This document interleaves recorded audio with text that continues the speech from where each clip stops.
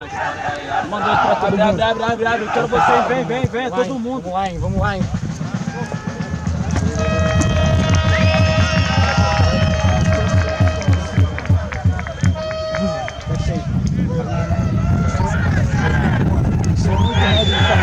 Jogo, essa, vamos ganhar esse negócio aí, rapaz. Vamos ganhar esse negócio. Bora! Só pra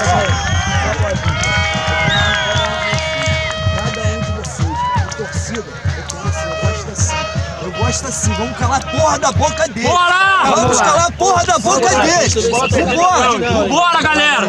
O trabalho já foi feito ao longo do tempo. A parte física, a parte técnica, tudo. Então agora é só a gente colocar em prática. E usando a inteligência, fazer o que? Experiência no passado, então, a pegada começa lá na frente. Vamos dobrar a marcação, como você falou, vamos fazer aproximação, vamos chapar a bola, tudo que foi treinado. Agora, é botar em prática, usar a cabeça, não se desespera. Não deu pra fazer o gol? Tenta fazer diferente. Filho, as coisinhas de bola, pegou a bola, solta.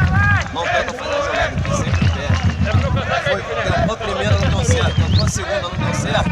A terceira faz diferente, porque senão você vai achar que desgastou e vai se destruir. Então não faça aquela escolha previsível.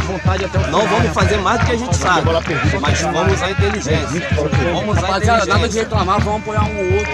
Vamos apoiar um ou outro. Thiago, rapaziada, essa hora, seguinte, tudo que eu tinha que gritar com vocês eu já gritei. Foi pra gente melhorar e pra gente estar aqui como a gente tá hoje. Bem, sabendo tudo que tem que fazer, entendeu?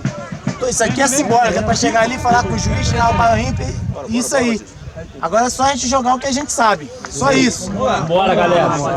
E vamos entrar com vontade. Vamos entrar com adrenalina. Vamos entrar com adrenalina. Vai que está no céu! Santificado seja o vosso nome! Venha a nós o vosso reino! Seja feita a vossa vontade! Assim na terra como nos céus! O pão nosso cada dia nos dai hoje! Perdoai nossas ofensas! Assim como nós perdoamos aqueles que estão ofendidos! Não deixeis cair